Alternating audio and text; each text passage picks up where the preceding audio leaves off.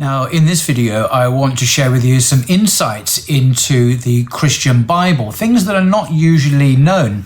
And I'm going to be drawing on this book, How the Bible Actually Works, by Peter Enns, who is a professor of biblical studies in the US. And I just want to read a few paragraphs from a chapter where he talks about something which is not really understood at all well. And it's this, that the New Testament writers, whether they be the gospel writers or Paul or James or Peter, whoever they are, when they quote from the Jewish Bible, the Old Testament, usually, or in fact virtually always quote from a Greek translation of the Hebrew Bible. So they're not quoting from the Hebrew Bible, the original language, but from a translation. Now, why are they doing this? Well, the Jews who were living 2nd, 3rd century BC, when they produced this Greek translation, were living in a world that had been conquered by Alexander the Great in the 4th century. And he had basically conquered most of the Mediterranean world, introduced and spread Greek ideas, Greek philosophy, Greek reason, culture, and language. And the Jews, many of whom were living in the diaspora around the Mediterranean, obviously wanted to translate their Bible into their own language. So they translated it into the Septuagint, as it's called. But there's some interesting points here that Peter Enns brings up, and I want to share them with you. So he talks about the Jews living in the Greek period and the challenges they faced, because these were monotheistic people living in a pagan environment. And they addressed these challenges that they face in a number of ways, he writes, one of which is the Greek translation of the Hebrew Old Testament, called the Septuagint. There's a little footnote at the bottom here, which is quite helpful. The Septuagint means, in English, 70. And the name is based on a Jewish legend that 6 members of each of the 12 tribes, so 72, were sequestered on an island and miraculously cranked out the translation in short order. But the historical truth, he says, is more complicated. The Greek translations were probably grassroots efforts made in many different places over time after the Greek conquest. But the important point here is that the New Testament writers almost always relied on this translation, this Septuagint. So it's not a minor point, this. Now, he goes on and says translations are great places for religious groups, ancient and modern, to introduce course correctives to some things that might cause embarrassment. Now, he doesn't mention it in this book, but some very recent, very good translations of the Bible have introduced more, shall we say, culturally sensitive language for the Western audience. So there's, the language is changing and adjusting itself to the latest cultural fashions. We still see that going on today. But back to Peter Enns. He gives some examples. Now, in Genesis chapter 2, verse 2, in Hebrew, it says that God finished the work of creation on the 7th day. Now, Peter Enns, being a biblical scholar, he can read the Hebrew, he can read the Greek, and he says in Hebrew, it says God finished the work of creation on the 7th day. Does that sound a bit odd? Which, if you think about it, suggests that God actually did some work on the 7th day and then took the afternoon off. But that would imply that God broke, on page 1 of the Bible, his own commandment to do no work on the Sabbath. The Greek translators saw the problem and made a minor adjustment. And they wrote, in translating into English, he finished on the 6th day his works. Now God doesn't contradict himself. Problem solved. Another example. The Hebrew word for a sacrificial altar, Mizbeach, if I pronounce that correctly in Hebrew, Mizbeach, is used pretty much across the board in the Old Testament, no matter whose altar it is. Whether it be a pagan or a Jewish altar, doesn't matter. It's the same words used. The Greek translators, however, like to use 2 different words in their translation, depending on whether the altar was Israelite or pagan. That change helped clarify that sacrificing to God is nothing like sacrificing to other gods. Not a bad adjustment for Jews living in Greek polytheistic culture, trying to maintain their identity amid the temples and strange gods all around them. So what Peter is doing here is giving us a number of examples of how this Greek translation, subtly or not so subtly, alters the words of the original Bible to make it more up to date, more acceptable to people in the Hellenistic world. This matters because this Greek translation is the very translation used by New Testament writers. They're not quoting from the original. Another example. In Hebrew, in Exodus 24:10, says rather casually that Moses and a party of more than 70 Israelites saw the God of Israel. That's what it says in the Hebrew. They saw the God of Israel, which is a problem because no one is actually supposed to be able to see God. The Greek translation shifts the focus, literally. They, quote, saw the place where the God of Israel stood. They saw the place where the God of Israel. They didn't see God, they just saw the place where he stood.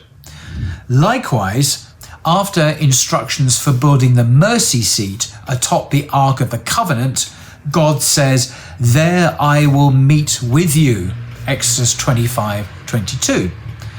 In the Septuagint, God says, I will make myself known to you, which avoids the possibility of God's physically appearing to Moses. A subtle but important change. And again, in Numbers 3:16, it's a book in the Bible, where the Hebrew refers to God's very human-like mouth, the Greek translation replaces mouth with God's voice. Yes, humans have voices too, but at least now God doesn't have a body. So he's suggesting here that the Greek translators changed the language used to describe God to make it fit in with Greek philosophical ideas about God not having a body, being an abstraction, being eternal, and not being this quite anthropomorphic figure we see often in biblical passages. The Septuagint, he says, this is the Greek translation, really wants to make God seem more, well, godlike. Godlike to a Greek Jewish audience, that is. Another example, in Genesis 6:6, chapter 6, verse 6, which still troubles some readers today. Yahweh, it says he was sorry he created humans. So God is sorry he created humans in Genesis 6:6. And it says, it grieved him to his heart. It grieved him. God was grieved because they kept sinning, which led God to drown everyone. How can someone the Jews claim to be the true God seem so indecisive, not to mention prone to reactive human-like emotions? Peter Enns asks. So the Greek translation simply gets rid of that idea altogether. Instead of being sorry, the Lord thought deeply. That's what the Greek says. The Lord thought deeply. Instead of grieving, God pondered. Yeah? So God is not sorry, he thought deeply. He's not grieving, he pondered. Now God is a very Greek-like, rational. He's in control of the whole process. God isn't taken off guard and doesn't change his mind. Remember, this is the Bible, the Greek Bible that's quoted in the New Testament, not the original Hebrew. Just to make a point, apparently the ancient Israelites weren't bothered by Genesis 6:6, but we are, he says. We should let that sink in. Christians today, and by the way, this book is really written with an eye to Christians today and how Christians, particularly American Christians, deal with the biblical texts. Christians today perhaps have more in common with Jews living in a Greek world than we would with the Israelites of the time of David and Solomon. We expect certain things of God and are bothered when we don't see them in the Bible.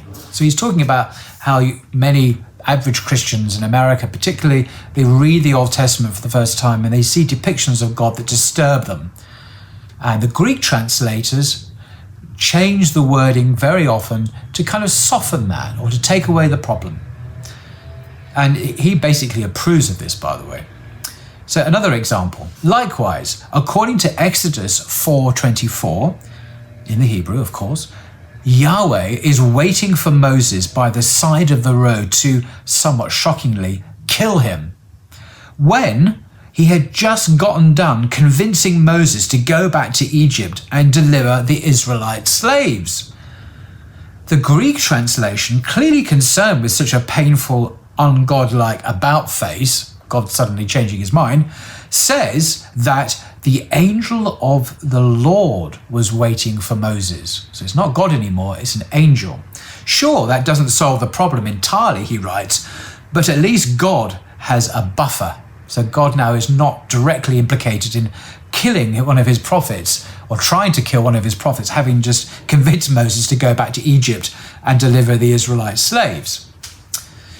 These examples, Peter Enns says, illustrate a vital concept for us. Jews at the time changed their sacred texts to clarify, in inverted commas, in their time and place, what God is like. They changed the Bible to accommodate their culture. This is a really important point. And I think it's pretty much irrefutable. The evidence is there in the Hebrew and the Greek that the Jews of that time changed the Bible to make it accommodate, to make it conform, to make it fit in with the culture of the Hellenistic world, the world of Alexander the Great, Greek thought, Greek philosophy, Greek customs, Greek understandings of God. And the Bible is literally changed. And it's that Bible that is, as I say, used by the New Testament writers. And then he goes on, and again with an eye to the contemporary issues in modern America. All this reminds me of a recent controversy, he writes, among some Christians, namely whether Bible translations today should use gender-inclusive language. In other words, to use language that refers to male and female rather than just male, because often in the Greek, it refers to uses the male term, and so a gender-inclusive language refers to male and female. Talk about a food fight, he says. Whatever one might think of it, the argument that gender-inclusive language is simply compromising the Bible for the sake of culture rings rather hollow, he says, when we look at what the Jews were doing about 2,300 years ago. They produced a culturally influenced Bible translation. The translation that, oh sweet irony, became the Bible of the New Testament writers. I'll leave it there. So here's a writer who is a fairly progressive, fairly liberal evangelical Christian. And so he's making a virtue out of necessity. Necessity is we've got to face the facts that the New Testament writers were quoting from a translation which has substantially altered the Hebrew Bible.